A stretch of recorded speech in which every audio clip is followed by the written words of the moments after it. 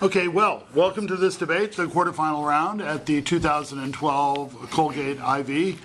We have an exciting contest today between the government teams of Oxford and St. John's and the opposition teams of Hobart William Smith, or HWS as they prefer, and Queens.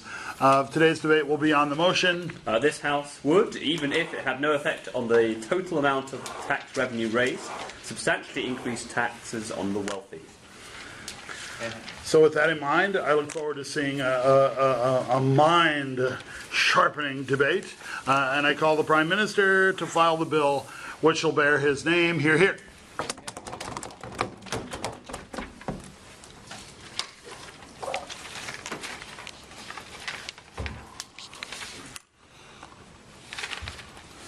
In spite of the fact that we've recently seen the worst recession of the past 80 years, corporate profits in the United States are at an all-time high. I'm going to say that again, an all-time high. At the same time, real earnings in America have not risen since 1962. The days of the super rich bleeding our countries dry are over, and even if it does not mean we raise more tax revenue, we think that this is a just thing to do. First, three arguments. Firstly, I'm going to talk about justice. I'm going to explain why the rich disproportionately benefit from the system we construct. That means we should reduce their incomes. Secondly, I'm going to talk about wealth as a source of power, how this helps to equalise that power. Thirdly, I'm going to talk about why making a society more equal makes everybody better off, reduces crime, improves health, and so on. Before I do that, a model. Two basic points about the model. Broadly speaking, Will and I are in favour of a Scandinavian tax system as a bare minimum. That is to say, taxation of 60% or above on the richest people within your society. We would also be in favour of things like François Hollande's recently proposed 75% tax on incomes in excess of €250,000. That is to say, we are very happy with very high rates of taxation on the kind of people we usually refer to as the 1%. We want to be very clear, this is not a tax on corporate profits, it is a tax on wealth and on income.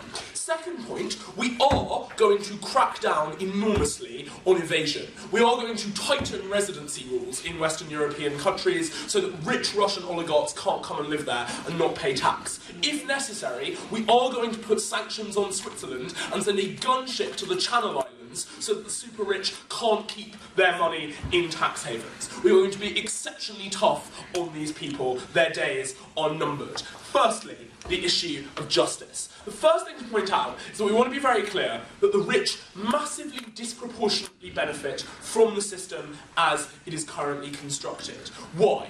Because we have decided, in spite of the fact that it is in no sense a natural economic order, that we will be capitalists. It will therefore be a premise of the system that poor people exist and that we will focus wealth generation efforts on the rich. That is a decision society has made that has enormously benefited the rich. Now, we don't want to say that the rich are in no sense responsible for the fact that they have more wealth than the poor. They may be somewhat. What we want to be very clear about is that we think enormous amounts of their being better off rest on things society has done for them. They got rich because they had workers educated in schools we built. They got rich because they took their goods to market on roads we constructed, and they were safe in their factories at night because of police forces we all paid for.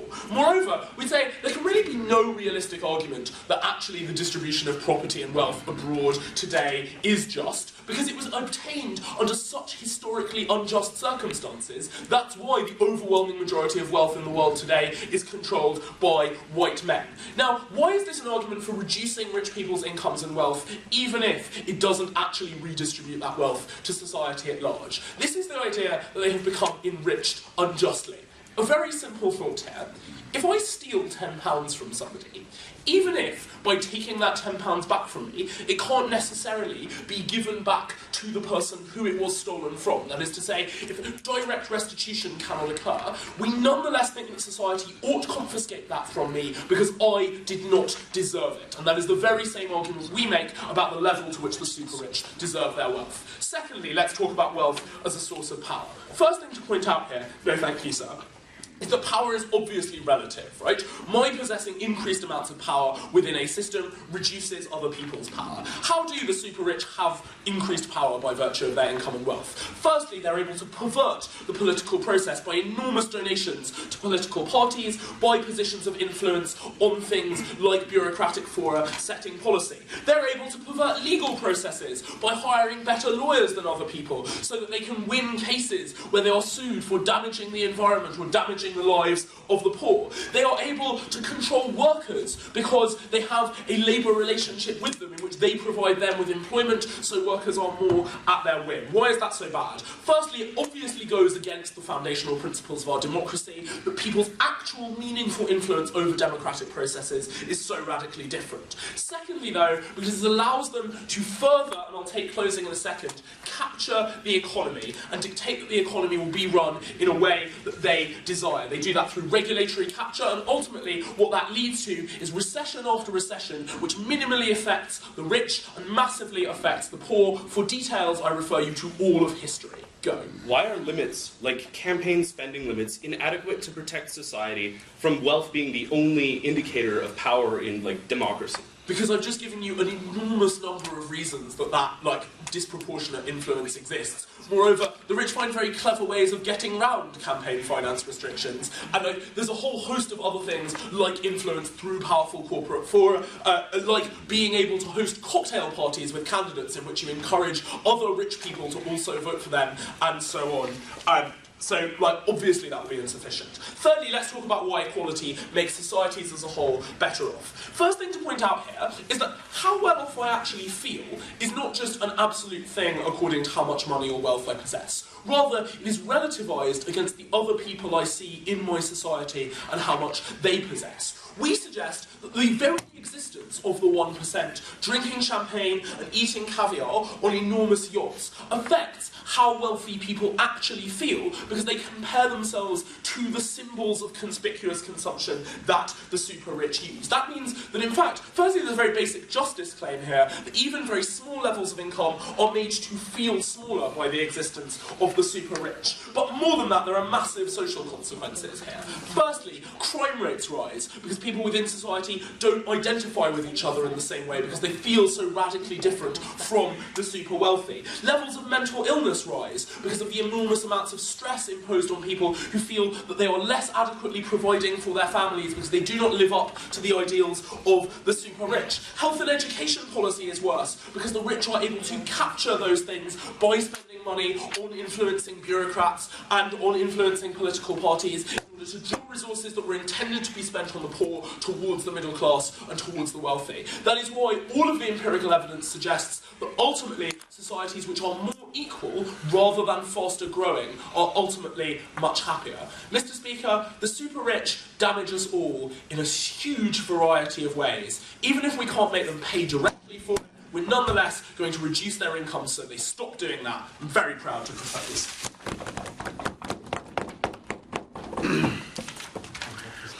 I thank the Speaker for those remarks, and now I call upon the Leader of the Opposition to address the House for their side of the bench. You're here. Mr. Speaker and members of the panel, I tried to rise up on a POI several times because I have problems with the model that the opening government proposes. And I have problems for the following reasons. We think that as Western liberal democracies, we generally accept that progressive taxation is a good thing. We generally accept that you can tax people at different brackets, different levels, right? But what we have the opening government say is that they're going to both tax individuals at a higher degree and crack down on evasions. We think, Mr. Speaker, members of the panel, that the problem with these corporate profits, that the problem with these people making more money or whatnot, is a problem not of taxation, Mr. Speaker. It's a problem of the system. You can't fix it through taxation. More importantly, what we do think, is that at the end, if you crack down on these evasions, that you can solve for the problems within taxing people, like having them pay their equal burden to society, because ultimately we think that that's the standard under which you want taxes to function under, not this kind of model that they have on their side. So either you're going to have people paying their fair burden, or you're going to have them paying an unfair burden. We think that generally we accept progressive taxation to be a good thing. We want a fair burden. If they are simply saying that the fair burden is 95%, they're not really doing anything. All they're doing is cracking down on these evasions, Mr. Speaker. So what are we going to do? The first thing I'm going to do is just jump straight into like refutation.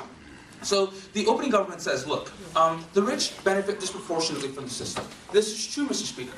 We agree with this. The solution to this isn't to take away their money. Like, this is an institutional problem. This isn't a problem of taxation. This is a problem with capitalism, Mr. Speaker. Sure, you can take away their money, but that doesn't fix the situation. I'll take opening.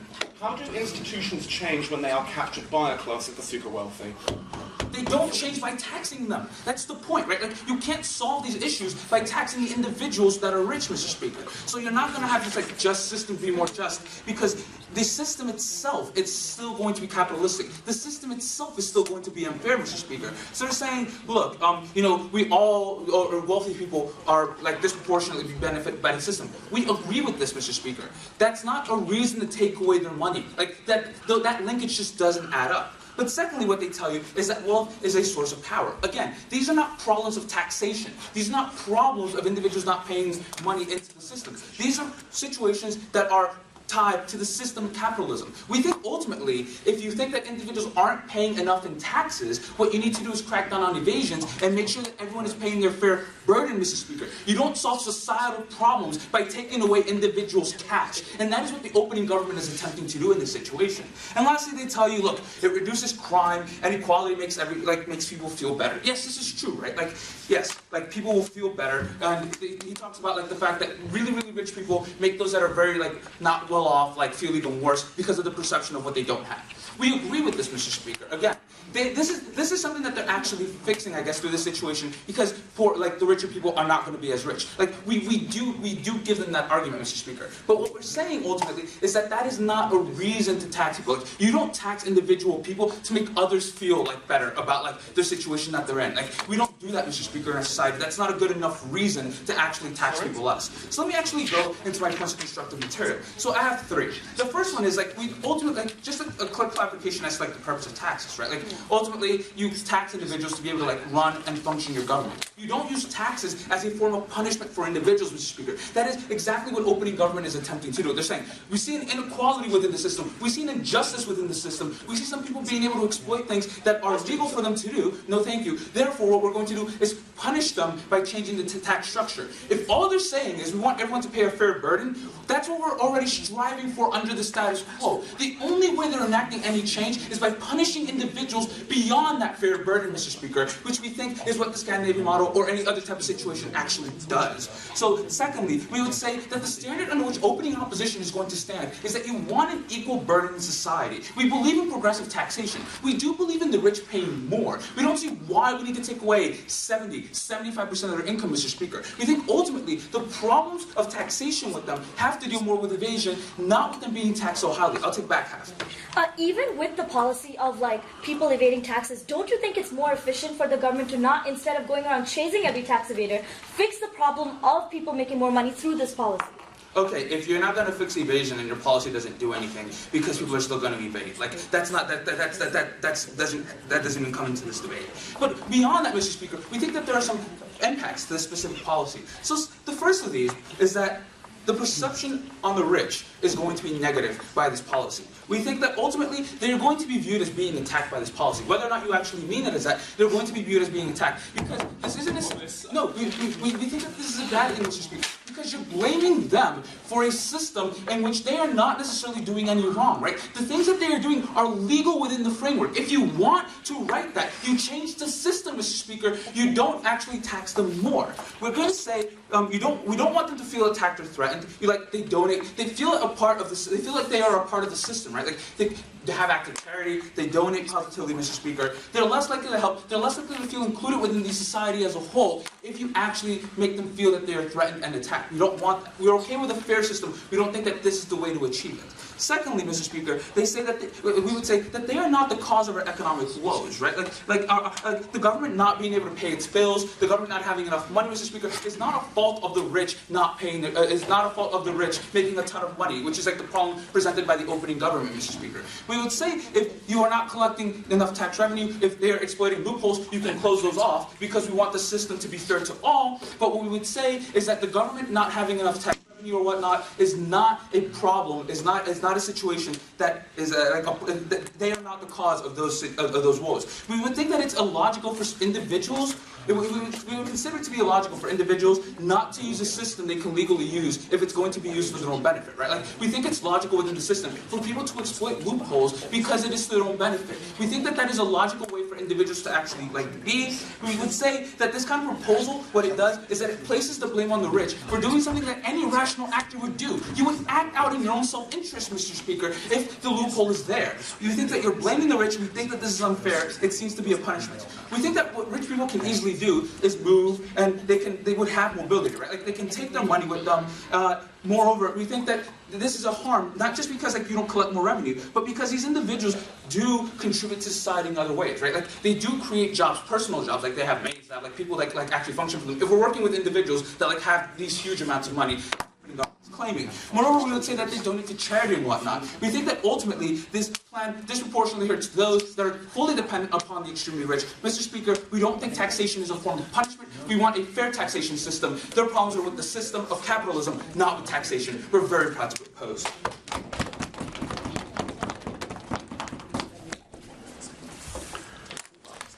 I thank the Speaker for those remarks, and now I call upon the Deputy Prime Minister to address the House for no more than 7 minutes. Hear, hear. They need absolute.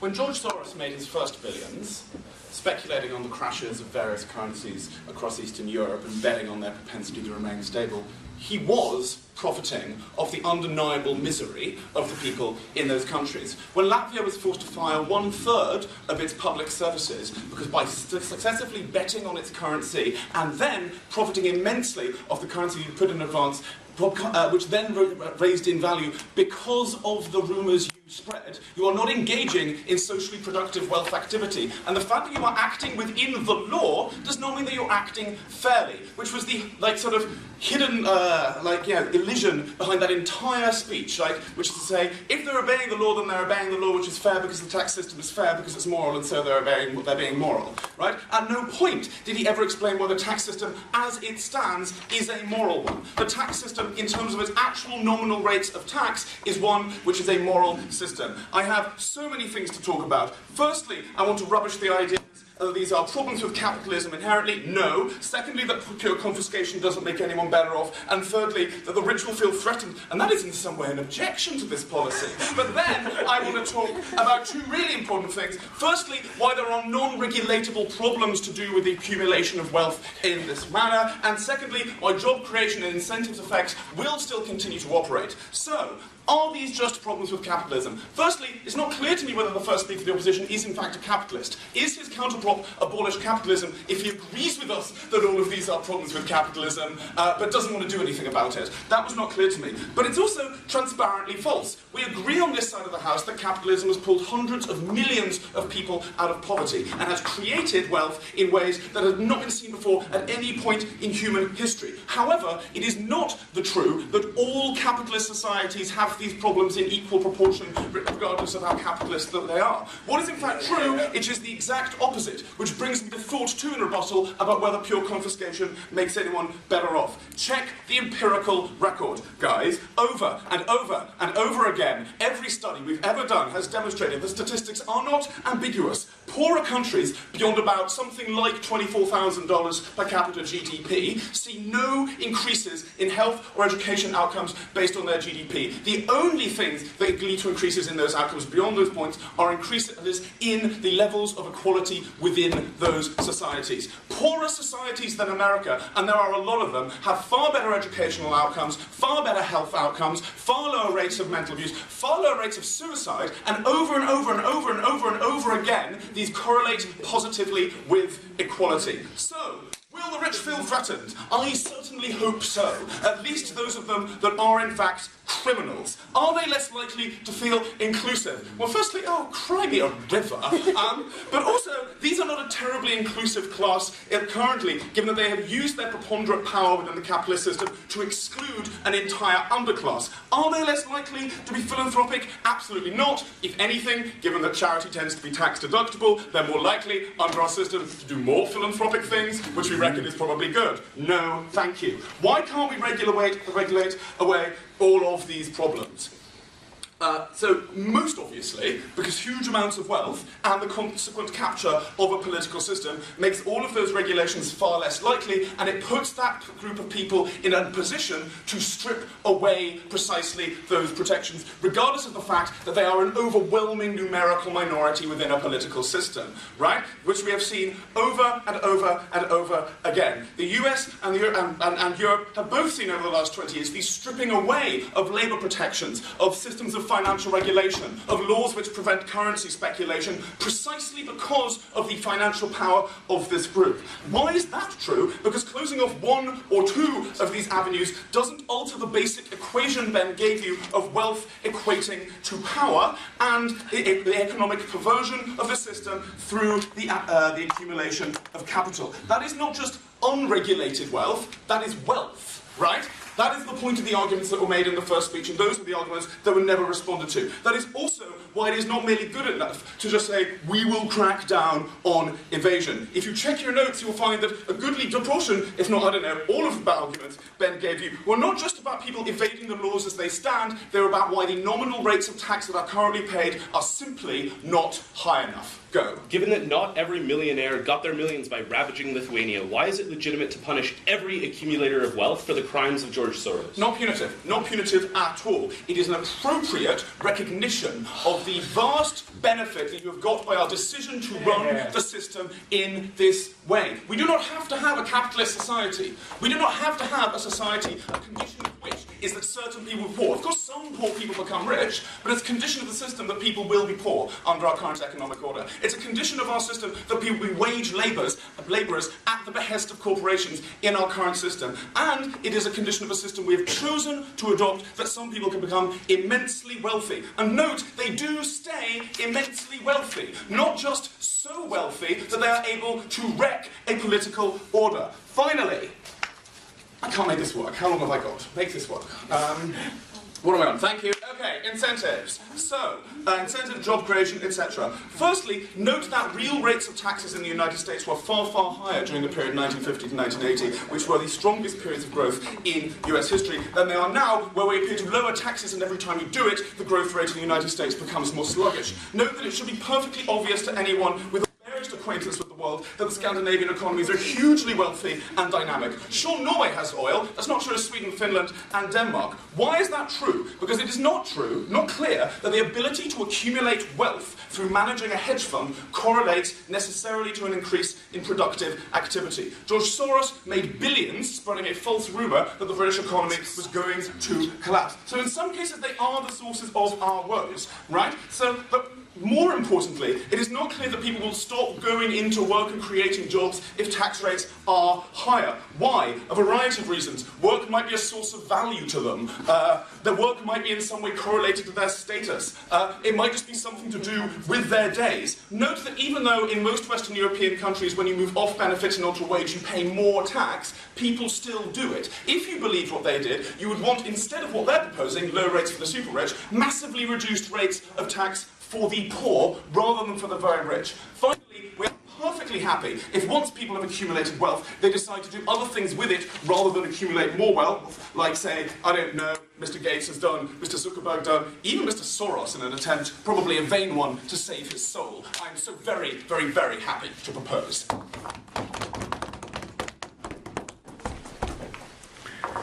Thank the Speaker for those remarks. Now I call upon the Deputy Leader of the Opposition to address the House. Hear, hear.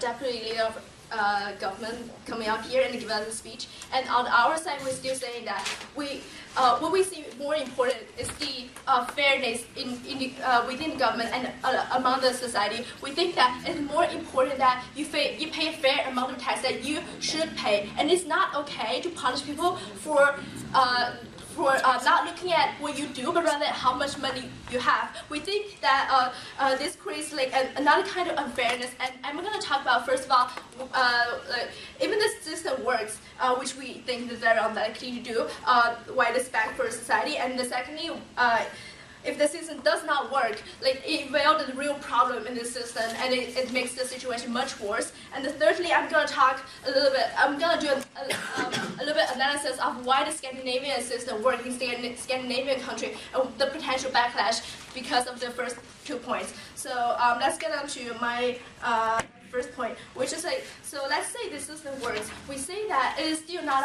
okay, as my partner told you, that just to punish, just to view rich people as immoral because they have this money, because you're ignoring what they actually doing. We say that what's really wrong in the system is the injustice that happens when you try to evade tax, when you do not pay the amount that you should pay in the system. We think that's the thing that we should punish, and that's the thing we should really look at, rather than we just say, oh, you have so much money, and that's the reason you just. That's why you're immoral. We don't think that argument stands. And secondly, so let's say, and I'm going let's move on to my second point, which is like why this system is very unlikely to work. So my partner came up here and told you that. So there are kind of loopholes in our system, and that's where real injustice happens. And what you do is that you are not looking at this loopholes. You're not solving the problem. Rather, you go ahead and say, let's raise taxation. And that will look like that the problem is solved. But really, you're just veiling the whole problem. Yes, I'll take you. 1% of Americans control 23% of America's GDP. Are they 23% of the value of the American people? Again, if they gain their income legally, and again, we're not saying because they have this money, they are immoral people. There are good people in there and there are bad people in there. If they gain the money through invasion and through tax invasion, we say that that's the time that we should punishment, either through a fine or a trial. But again, we should not look at these people just be like, all of you should be punished and deserve paying this money, not at this time. So back to my point is that what we really see is that we are covering this injustice, this unfairness within the system, and that's where like the really problem comes. So we say that still those people who know how to evade tax will be able to do this, and those people who don't know will just like pay more unfairly. And we say that like, those people who know are probably those rich people. And we just, on our side opposition, we just don't think that your solution will solve the problem, not at this time. So because of this problem, that we're not only ignoring it, we're also like very using other sort of seemingly like working solutions. And I'm going to talk about that would undermine the credibility of the government, and that like the potential backlash that would happen. So first of all, let's do a little bit analysis on why the Scandinavian system works. Why they have this 16% taxation and their studies still running. So we say that the difference between Scandinavian countries and United States is that that's a very homogeneous and a small society. For example, in Denmark, the population is only like 5 million people, and that's why they Or less. No, let me finish. So we say that the reason that this is running is because they have this really small society, and people are in this like really community with people similar with each other, and that's why they have like a high trust to their government, a high trust to each other. And when they give this tax money to the government, they know that they have this trust in government that this system is working well, and like and this is going where it should go. And this system is actually being breaking down recently because more immigrants are coming into this country, and there has been like free riders exploiting the system. So that's the problem we see here. So when there are really like injustice in the system, and when the trust in the government break down, we say that that's going to create backlash, which is that these people should not, first of all, they should not pay the tax. And then second of all, they are paying the tax to the government, which isn't really solving the problem and is still benefiting those who are able to do tax evasion. So, because with now at this point, so we see that. So that's going to create that kind of brings me back to my second point, which is like the potential back. Second point, which is like the rich people are more likely to do tax evasion because they don't see that the system is working justly. So I'm gonna wrap up a little bit. So what on side opposition have told you today is like first of all So we see that this rich people in here, we cannot look at them just by just look at them by how much money they have, and we need to look at them, like what they do and like what action is being viewed as legal and what action is actually being viewed as illegal. And we see that we should definitely put like higher priority over like action that are being viewed as illegal, and that's that's where the real problems lie. And that's what we should really solve. And then I told you about how just like how raising tax rather than looking at the problem will like cover this problem and make the situation worse, and why this like undermines the credibility and authority of the government, which is essential how the government runs. That would create the backlash, and I just don't think that. So first of all, this is unjust, and second of all, this practically just would not work. So based on these two reasons, I'm proud to oppose. Thank you.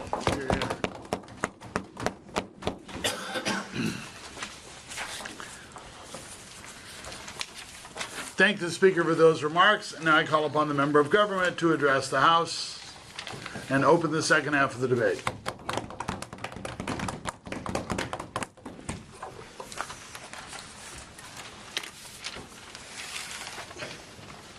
Thank you, Mr. Speaker. We heard so far a very interesting debate. The opening government set up a very good model in telling us what is happening right now. What we see is a systematic injustice prevailing in the society, right? And what this government tries to do is to address those issues by taxing the rich who get their wealth from the community, right? Because they have this, because the government provided infrastructure and opportunities for individuals to grow and gain wealth. Therefore, we think that it's appropriate for you to give back to society once you achieve such higher success, right? So after the point has been given, the opposition come out and question this model by saying, well, wait, it's not fair. It's against those principles of free market, and it's not fair to punish individuals for systematic failing. We say that might be true if we are not in a capitalism system already, if they did not get wealth from a capitalistic world already, right? But the fact is, Mr. Speaker, all those achievements, all those wonderful things that individual gains are actually coming from this system, which I will come to now to give analysis in my following speech, right? So what I'm trying to do here is I'll try to tell you what is this capitalistic system we're talking about, how it's been so effective back in the days, but now it's been broken, right? So, and what are the stakeholders in this debate, and why taxation of the wealth is the best way of dealing with it, right? So, first of all, I will say that the American dream is a very prevailing idea nowadays in the world, right? So that one can come to their economic success by hard working through the system, getting all the jobs, and work hard, and eventually you will well off. We say that is fine if you're back in the days where Adam Smith says everybody is rational being, go into the market and gain your and take the risk and gain the wealth. But what happens now is that the rise of big corporations, the rise of big business interest groups has dominated this political discussion, where they have put obstructions on the road for small business, middle class, and the poorer class to rise to economic dominance, right? Success, right? So we say this is inherently bad to this society in today's day and age, and we need to address this by passing those propositions. But you disagree. Do you think every single citizen could have created the Macintosh computer? Probably, I don't know. I don't know how it's relevant. So let's go back to my point. What is extremely harmful about this system is not only economic, Mr. Speaker. I will bring you analysis on the social impact. What happens now is the commodification of humanity. The media, the news, the government, everybody is treating the wealth as a scale for success, right? So if you're poor, then no matter how talented you are, no matter if you can come out with a prototype of Macintosh computer, you don't have money, then we say you are not successful, and you should get your ass in the workforce and try to work as hard as you can. But this is a false dream, Mr. Speaker, because we see nowadays that the big corporations that have enormous interest in pertaining the privilege they gain throughout the ways, right? This is only natural for the big business in arguing for their own interest. So they want tax reductions, right? They want tax reductions for themselves. They want less regulations. When there's regulation in the workforce, in the factory, they want everybody have the same regulations, although they gain clear advantage in these things, right? So we say that the system is broken. But who are actually infected in this case, right? We've talked a lot about the poor class, who are struggling to earn a living, who are trying to get all those money they try to earn, but then they are ignored by the society, right? People, especially the middle class, who has enormous voting power in the society, will say, well, they are not working hard enough. They deserve that, and we shouldn't pay for the welfare. And this is an enormous, dangerous idea, Mr. Speaker, to think about, because we as a community created the wealth together. And if you are saying that one group of people, because of the privilege, because they have their ancestor or has gained an economic advantage, so they enjoy a higher economic status, while the other group are less fortunate, minorities probably, and who have suffered those misfortunes are being punished because of those success, we say it's an unfair system, right? And we need to fix that. And what is the problem in fixing this? When the government is not trying to do that, right? We say that, okay, we need to maybe promote social policies and make this society a more just system.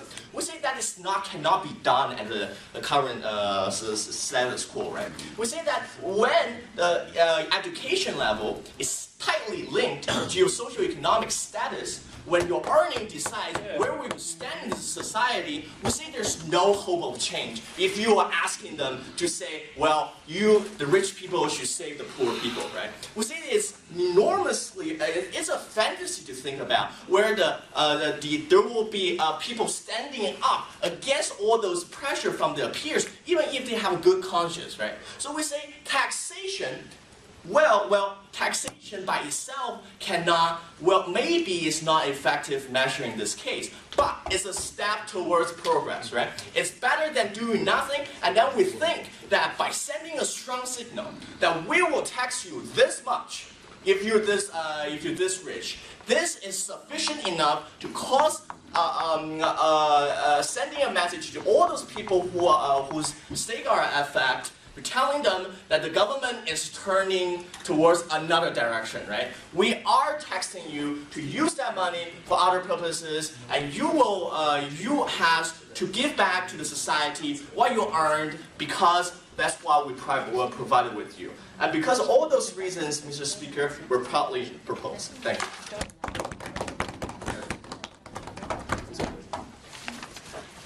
I thank the Speaker for those remarks, and now I call upon the Member of Opposition to address the House.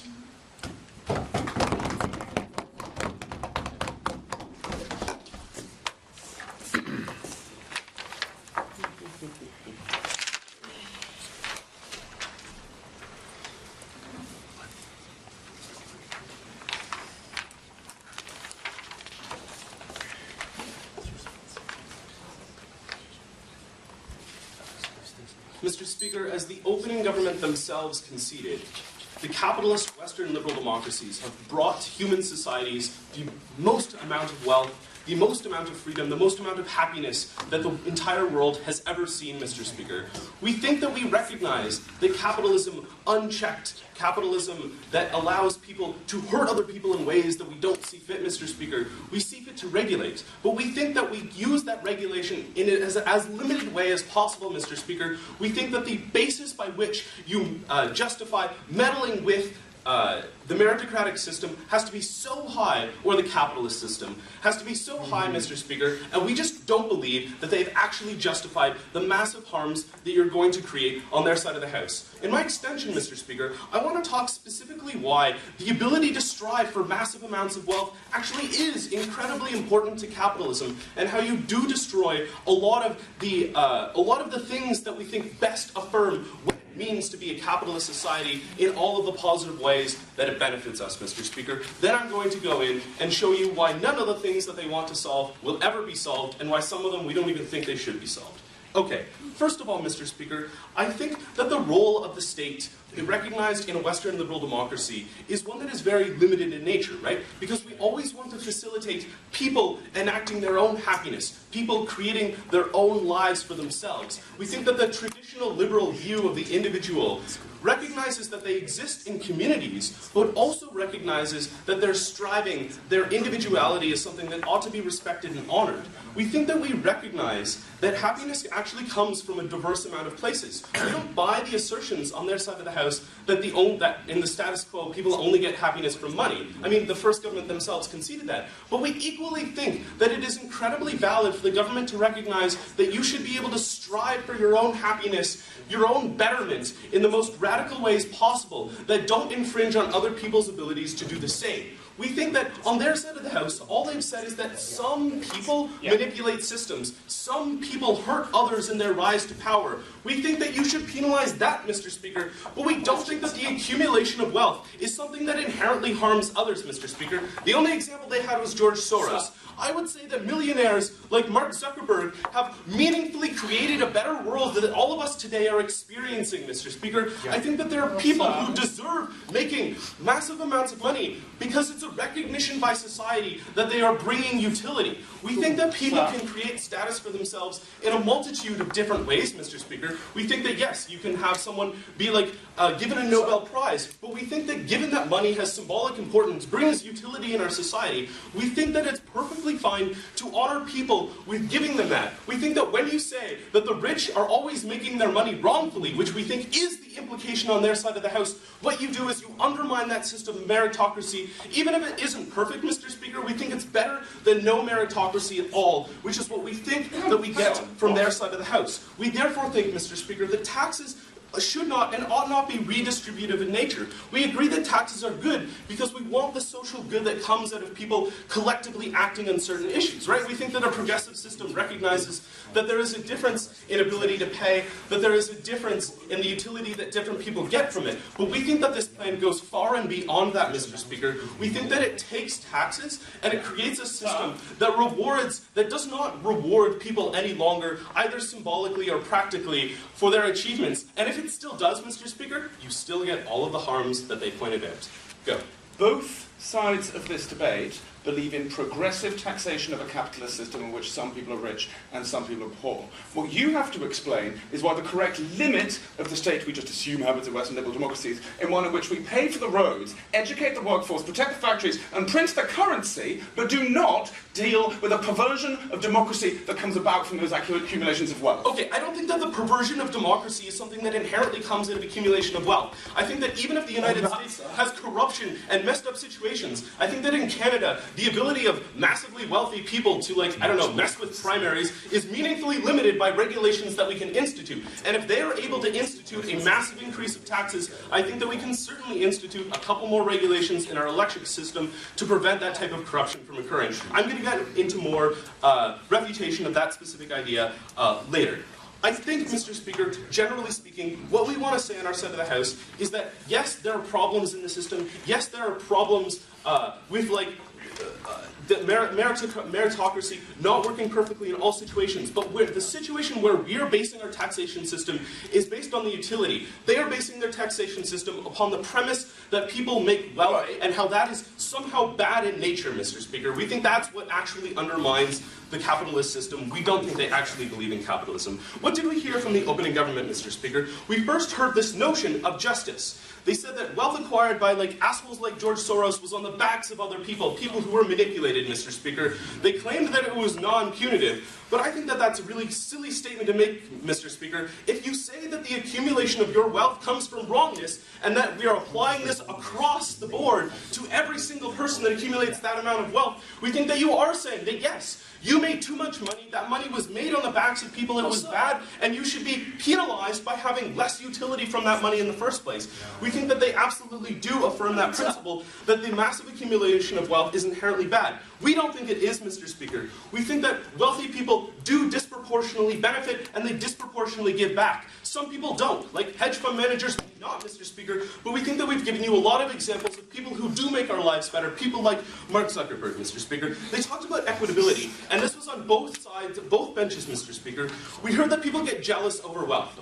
Mr. Speaker, it's an unfortunate element of human psychology that we judge each other for a wide variety of reasons. If you didn't have people sipping champagne, you would judge people upon other bases. We think that in India, you are judged based on your, on being in a caste system. We think in a high school, you're judged on your attractiveness, Mr. Speaker. We think that whenever you destroy the relativistic basing of, equality, you replace it with something else, Mr. Speaker. We think that, unfortunately, the perfectly equal world they would try to create would never happen, and even if it did, Mr. Speaker, we wouldn't want to live in a world where every single person looked the same and had the same possibilities. On practical issues, we heard on their side of the House, especially from Second Op, how the American dream is dead and how there's no meritocracy left anymore and how it's false. Mr. Speaker, we think that there are lots of people who are rewarded and should be rewarded, and it's not perfect, but we think that we can regulate. If they can institute this policy, that we can tighten taxes, we can try to make the system as meritocratic as possible, Mr. Speaker. We think that in doing so, we affirm the principles of Western liberal democracy, we affirm meritocracy, Mr. Speaker, and we create a better, more innovative society than they would ever get on their side of the House. For all those reasons, we are proud to oppose.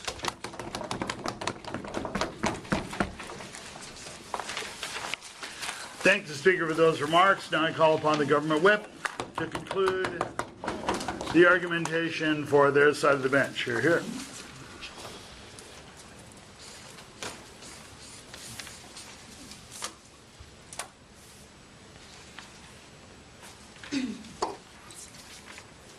Thank you, Mr. Speaker. Before we get into crystallizing our side of the House into three main points, I'm just going to get into a quick refutation of what we heard from the last few speakers, right? So first of all, I think I just have to address this by saying that what the side opposition has done today is completely misconstrue our side of the House to show as people who hate wealth, people who are against prosperity, and people who want to stand in the way of that. That's really not what this policy is doing, right, Mr. Speaker? So, first of all, he comes up here and he talks about this idea of how we're punishing the rich and how we're going to make it, or how we're going to disincentivize the accumulation of wealth and being rich. First of all, that's just patently false. We don't think any amount of tax is ever going to prevent a human being with human nature to prevent them from becoming rich. I think people will always want to have that incentive of prospering in their own life and accumulating wealth, right? So we really don't think that this policy is doing that. We're not preventing people from becoming rich. But also this idea that we're devaluing the value of the value that these people bring to the economy in terms of their contribution. But that's not what we're doing, right? We're not talking about devaluing their intellect or the contribution that they make to the economy in terms of whatever innovation that they have, but we're talking about contributing towards the community from which you prospered in a proportional way from the benefit that you reap from them. So the profit that you reap from the community should be returned in due amount and in the same way. And also this whole idea of how being rich is something inherent and we can't judge people based on that. That's a really irrelevant silly example of caste and color. Those things are intrinsic. Wealth is earned and gained through a process in society which involves other people, so we really don't think that be an intrinsic quality or value of a human person. So getting into the first question of summarization, right? How do people get rich and why is this unjust? And opening government shed light on that, right? They came up here and they told you that people, when they get rich, when these people accumulate these obscene amounts of wealth, is done through a process which involves a lot of other people. So we can't really say that this was done in isolation and it's purely like based on like their own like worth, right? It involves like the efforts of a lot of other people. But what ends up happening is, and this is something that Tong Tong mentioned, is that once they reach a certain level of success, once they reach that level of where they have a lot of wealth and accumulation at their disposal, they're actually obstructing that and making affecting things and affecting policies in the political sphere in order to protect their own interests, right? And this is just human nature. So they're essentially what they're doing is they're using the money that they've accumulated to exert influence and using this influence to then protect their own interests and ensure that they can perpetuate their degree of privilege and their conditions of privilege, right? So essentially they're trying to make sure that they stay within that condition, which we don't have a problem with inherently, but the problem does come in when we talk about how this is unfair to the other people who were involved in that process. So the people who work for them, the smaller groups, the minorities, the other people who Tong Tong talked to you about, who are now poor and who don't have the access or even the access to the opportunities that can help them improve their standard of living and become rich, right? And so this whole idea that we also hear like from opening off about like, well, we should be focusing on invasion and not necessarily on like taxing the rich. Well, we think that under our model, like that can still be a part of status quo. Like we can still ensure that people don't evade their taxes because that's just wrong. But what we're saying is that the impact to society from these people having massive amounts of wealth is disparity, and that's what we're against, right? That's what we're trying to fix. The problem is not about evasion, and that's not what we're trying to fix. So getting to the second question, this principle of equality and why we value it and why we want to uphold it, right? On our side of the house, we'll tell you that we recognize and we value the difference between rich and poor, right? We understand that. We're not attacking the rich, but we think that taxing the people under a more general and broad idea of people who have too much should be, and who are also able to pay these higher taxes, should share with the others who don't have as much, and the others who are dying of hunger and are dying to make a living and just get by, right? We're basically taxing people under that principle, not because we view rich people as something like inherently bad and like evil monsters, right? That's not what this policy is about. So increasing taxes on them is not being done, again, to punish them, but under this overarching idea that people who make money and who are able to pay these higher taxes should be made to, and we really don't see any reason why, because we think that it's absolutely fair. Up and down the bench, all we've heard about is how this is really unfair and how this is basically going to like make the rich people feel like they're somehow being attacked by the government. But we really don't. And even in the situation that we do, we still think that they're at an advantage. So even with feeling that they're being like somehow targeted by the government by this specific policy, we think that's okay because they're at a level in society where being under that sort of influence, being under that sort of like target by the government is not really going to hurt their interests as much as it would if it was any other lower income class, right? So getting into like this main point of like the idea of like reward and punishment, before I move on, go. Okay, so if you say that massive accumulation of wealth is inherently, as you were saying, unjust in some way, aren't you telling all of society that striving towards accumulating the most amount of wealth possible is also unjust? No, absolutely not. That's absolutely not what we're saying. We're saying that people in a free market system, in a capitalist society, are free to do that. We're giving them the tools. We're in no way hindering their ability to succeed. But what we're saying is once they've reached a certain level, once they're making a certain amount of money, which is absolutely obscene, the current tax rate is not taxing them at the fair amount that it should be. We think that the contribution, their repayment back towards society is not equivalent to what they're benefiting from society, to what they're getting from society. And based on that, we're taxing them. We're not doing this to kind of say that making money in general is unjust. That's absolutely not what we're saying, right? So the capitalist system gives you all of these tools at your disposal to prosper and gives you the ability to be rich and be successful, right? But the taxation, the basic principle behind that is you pay back to society an equivalent or proportionate amount of what you obtain from it. And we think that right now, under the status quo, that's not happening, Mr. Speaker, especially for the richest people in the country, which is the 1%, right? So we think that that burden that all members of the society share as being part of it and benefiting from pooled resources is lost when this top 1% is not paying back in equivalence to what they're actually getting from society, right? So we on Side Closing Government are telling you that based on the idea that human beings who are all having the equal access to opportunities, but some people actually end up using those opportunities in their own favor to ensure their own privilege and ensure their own protection, and then they're not even repaying back society in that same amount. They're making huge amounts of profit, but their contribution back to society is not the same. Based on that, and based on this access to opportunity, we're strongly opposed to what is happening right now, and based on all of those reasons, we are proud to propose.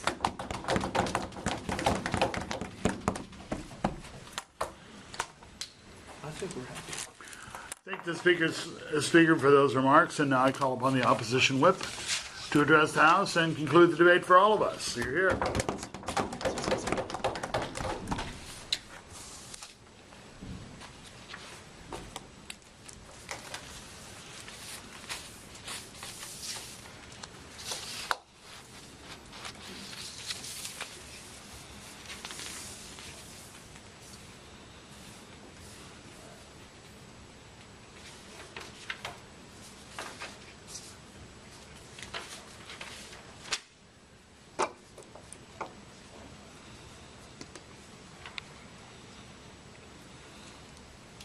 Thank you, Mr. Speaker.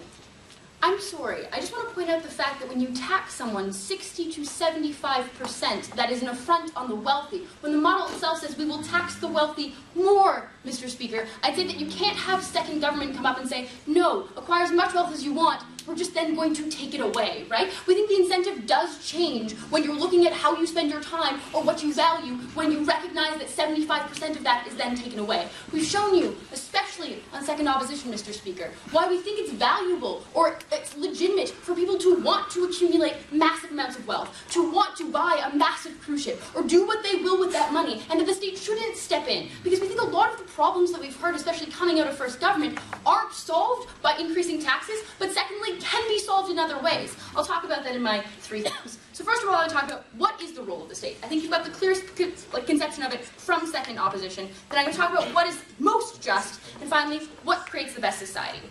Okay, so what is the role of the state? Out of opening government, we get the most equitable state, right? So we want equality of money, and that's when people are happier, so the state should step in and do this thing, because it's not happening on its own. Recognize, Mr. Speaker, that, their model actually doesn't solve for that, and people will still be able to, feel, if they're it's equitable because people, have more access to things, right? Or they'll feel better about it because they don't have to see people drinking champagne. Recognize that we're always going to be, when you recognize that humans will do that, relativize everything. So if you have a better job, or you are more attractive, you're always going to feel slightly marginalized. So we don't think you actually have inherently a more equitable state. The only thing you're allowing, Mr. Speaker, is one outlet for individuals to pursue happiness, right? Because you recognize even this happiness, and I'll take you in a second, even a level of, maybe you really value how physically attractive you are, and you spend all your time going to the gym. Would the state say you can be no less attractive than other individuals, and you shouldn't spend your time doing that, Mr. Speaker, because it makes other people feel bad about themselves? We don't think the state steps in, Mr. Speaker, to make sure you feel most comfortable if it's infringing upon the rights of other people to feel happy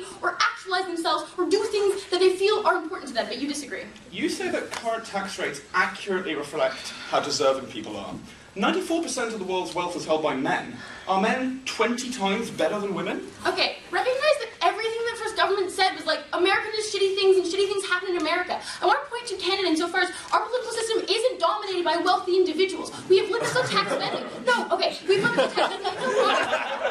No, we have limits on spending for campaigns, Mr. Speaker, so that we see a lot. We have a lot of individuals, when you think that a problem exists. So if you think, the example we get out of them is listen, we shouldn't have currency speculation, right? That's a bad way that people accumulate wealth. Then have regulation on currency spending. Implement a Tobin tax or something, Mr. Speaker. That's not a tax on everyone who accumulates wealth. That's a tax on something that's bad and hurts society. They never told us why accumulation of wealth in and of itself is a problem and why people couldn't do it legitimately. The only thing we're getting out of them is if you tax people, then they'll stop doing bad things. But they never give us analysis of why that's true.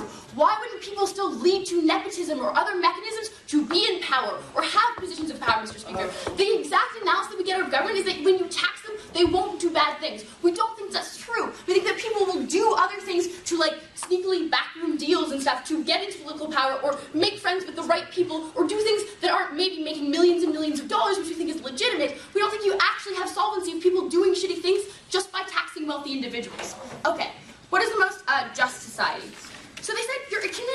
on the backs of others, and then they pretend that they didn't say that. Recognize that raising a POI, Mr. Speaker, like, do you think anyone could create the Macintosh computer? Or do you think anyone could find the potential vaccine to HIV that, like, Western just discovered? We'd say that a lot of people actually spend a lot of time trying to pursue wealth and trying to implement good policies and be innovative, right? We think that people do that, and some people are motivated by wealth, Mr. Speaker. We think they can be motivated by other things, but recognize that we don't think that every single person gets the exact same thing out of a system, right? We think that there is an inherent value to the wealth you made. And they pointed to examples where it isn't true and where you hurt people. We don't think that's inherent to accumulating wealth. We think a lot of the massive vaccines that make a lot of money saved a lot of lives and were probably innovated because people thought that they could make money off of it. We don't think it's bad, Mr. Speaker, inherently, right? We'd also say that, like, when I try and pursue wealth because I think it's important, I may access public education and then get a higher degree. That's time and input that I put in. I recognize that other people have the ability to do that, but I pursue wealth differently, Mr. Speaker. We think that that's important, and that it isn't inherently off the backs of other people, that there is an inherent value to people trying to pursue wealth, and that they actually put in time and effort to do that, which is completely ignored on that side of the house. We also recognize that it's legitimate for them to want to do that. We don't know why it wouldn't be, because we do think that there is an implement or an input of effort, especially for people who are making a lot of money. To say sometimes there isn't. But quickly, yes. Bill Gates is worth approximately $38 billion.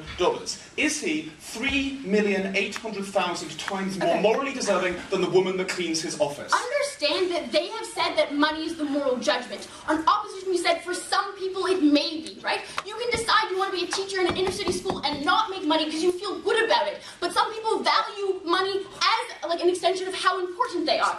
They've told you that that means that that individual is more valuable. We don't think that's true. We think that some people value that, but other individuals value other items, right? So we think that you don't have to pursue wealth, but if you want to, you should. We don't think the government is making a value judgment allowing you to think that that person's more important. That's something that government just assumes you would accept. We don't think you should.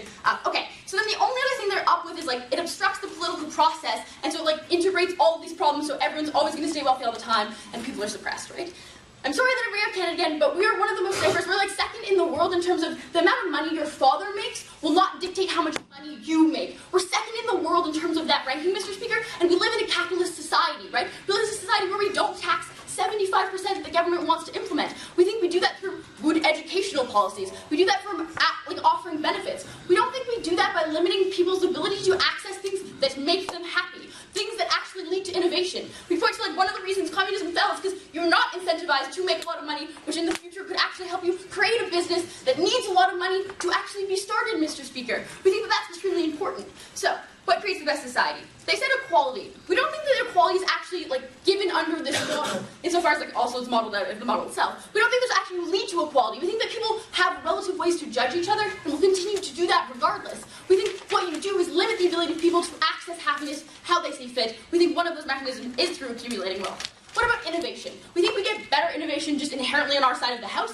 I think most people agree with that, insofar as people are pursue wealth and do good things like create vaccines. Maybe they do shitty things, we should regulate that. But we think that there's innovation and more onus in innovation, or interest in innovation, if you can have a benefit from that. We don't get that on that side of the house. What about happiness, Mr. Speaker? I think second opposition actually wins this, because we've shown you that people may find value in wealth. It's not the only thing they can value, but that that's important. The government shouldn't stop you from being able to do that. For these reasons, we're proud to oppose. And thanks, Speaker, for those remarks. I encourage all of you to cross the aisle and congratulate each other, no matter how much money you have, and thank you very much. Coming back? This is closing in here. I don't know if they were. No. Just go back to the GA, yeah. We're not doing it. Whatever they want, I'll do.